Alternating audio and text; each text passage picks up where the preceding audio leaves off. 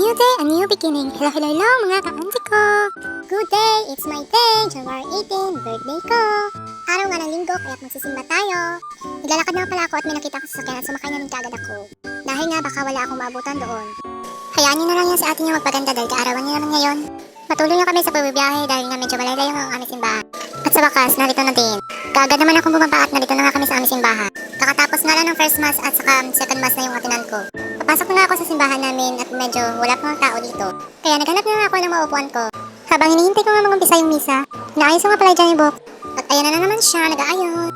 Hindi nga nagtagal na mag-umpisa na nga ang misa. Nakatayo nga lang kami dyan sa mga oras na yan at habang nakikinig sa misa. Nakikinig ba yan? Isang oras na nga at ako ay naantok na.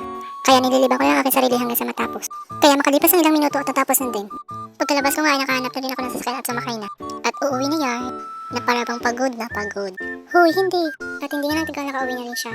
Parang pinagsakan ng langit. Huy, hindi. Nagluto nga pala yung kapatid ko ng bihon at spaghetti. At ayan nga pala yung dalaw kong kasi, si Joylene at si Abigail. Parang ayaw maubusan. Pupunta kami sa bayan na may bibilin kami. Una nga namin pinuntahan dito sa Linching. Store nga pala ito dahil yung kasama ko ay may bibilin dito. Pagkatapos nga namin sa Linching bumili ay naglakad na kami papuntang Gold Coins.